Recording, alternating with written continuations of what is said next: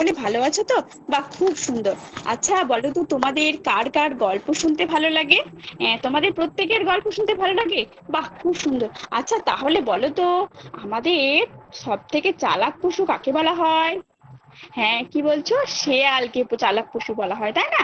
হ্যাঁ, এরকমই একটা গল্প আছে জানো তো, চালাক শেয়াল আর একটা বোকা কুমিরকে নিয়ে গল্প, যেটা লিখেছেন উপেন্দ্র কিশোর রায়চৌধুরী।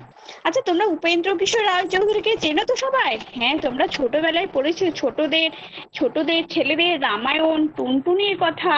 হ্যাঁ, এইরকম তিনি কতগুলি বই লিখেছেন ছোটদের জন্য, শিশু সাহিত্য, তার জন্য একে বলা হয়, উপেন্দ্র কিশোর রায়চৌধুরীকে বলা হয় শিশু সাহিত্যিক।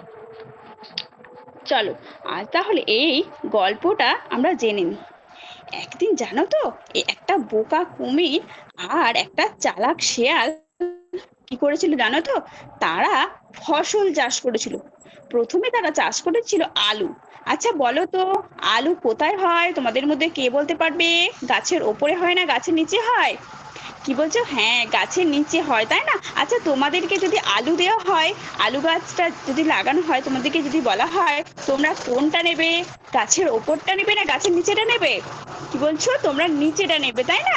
কিন্তু এখানে জানো তো, একটা বোকা কুমির কি করেছিল জানো তো?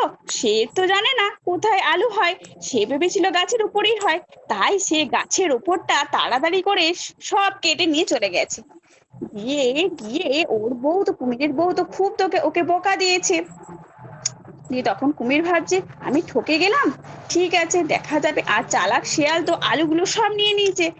তখন তখন কুমির সিদ্ধান্ত নিল, এরপর আমি যা নেব সব গাছের নিচেটাই নেব। ঠিক আছে? তখন কুমির কুমির বলল, আর শেয়াল বলল, কুমির আর শেয়াল তখন ধানের চাষ শুরু করলো। আচ্ছা বলো তো, ধান কোথায় হয় বলতে পারবে? গাছের উপরে হয় না গাছের নিচে হয়? হ্যাঁ, গাছের ওপরে হয়। তাহলে তোমরা কোনটা নেবে? গাছের ওপরটা নেবে, তাই না? হ্যাঁ, কিন্তু কুমির তো সেটা জানতো না, কুমির তো এর আগের বারে ঠকে গেছে। তাই সে বলল, আমি গাছের নিচেটা নেবো। ধান চাষ করেছে, এরপর গাছের নিচে নেবো। শেয়াল বলল তাই ঠিকই হবে, তাই ঠিক আছে। তখন শেয়াল তো মনে মনে তো খুব আনন্দ পাচ্ছে। তখন কুমির কি করলো জানো তো? কুমির গাছের যে নিচেগুলো আছে সেগুলো সব তুলে নিয়ে চলে গেল।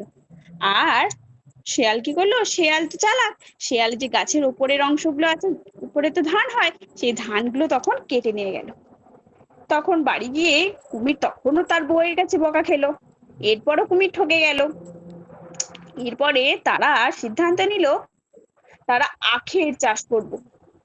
সে কুমির ভাবলো, শেয়াল তো আমাকে বারবার ঠকাচ্ছে, এরপর কিন্তু আমাকে ঠকলে চলবে না। তখন তারা কি করলো জানো তো? আচ্ছা বলো তো, আখ কোথায় হয়? গাছের উপরের অংশ। তোমাদের যদি আখ চাষ করতে দেওয়া হয়, তাহলে তোমরা গাছের উপরের অংশটা নেবে না নিচের অংশটা নেবে? নিচেরটা নেবে, তাই না? হ্যাঁ, এখানে কিন্তু বোকা কুমির কি করেছিল জানো তো? সে গাছের যে উপরটা ছিল, উপরে তো পাতা থাকে, সেই পাতাগুলোকে নিয়ে বাড়ি চলে গেছে। আর শেয়াল কি করেছে জানো তো? শেয়াল সেই আখের যে নিচের অংশটা হয়, সেই আখটা নিয়ে চলে গেছে। তাহলে এখানে কে জিতলো বলো তো? হ্যাঁ, এখানে হচ্ছে শেয়াল জিতে গেছে। প্রতিটা চাষে কি হলো? শেয়াল জিতে গেছে। তখন বোকা কুমির ভাবলো, আমি আর চাষ করবো না, শেয়াল প্রতিবারই আমাকে ঠকাচ্ছে, আমি আর চাষ করবো না। তখন থেকে তারা আর চাষ করলো না। তাহলে এখানে বুঝতে পারলে তো, তোমাদেরকে কি করতে হবে? তোমাদেরকে সবসময় চালাক হতে হবে।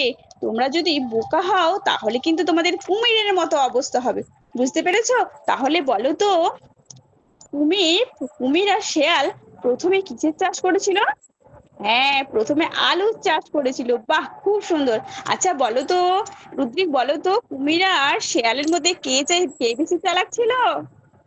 শেয়াল চালাক ছিল, তাই না? বাহ। আচ্ছা বলো তো, শেয়াল কেমন করে ডাকে? হ্যাঁ, হুক্কা হুয়া। আচ্ছা, শেয়ালকে ইংরেজিতে কি বলি? ফক্স বলি। বাহ, ফক্স মানে কি? শেয়াল। বাহ, খুব সুন্দর। তাহলে আমরা কি বললাম? আজ তাহলে আমরা পড়লাম একটা বোকা কুমিরের কথা সম্পর্কে একটা গল্প জানলাম। ঠিক আছে? তোমরা কিন্তু সবাই সকলেই চালাক হবে, কেউ কিন্তু কুমিরের মতো বোকা হবে না। তাহলে কিন্তু তোমাদের কুমিরের মতো অবস্থা হবে। বুঝতে পারলে? আজ তাহলে এ পর্যন্তই। পরের দিনে আমি কিন্তু এটাকে প্রত্যেকে জিজ্ঞাসা করবো। ঠিক আছে? আর ঠিক আছে স্যার।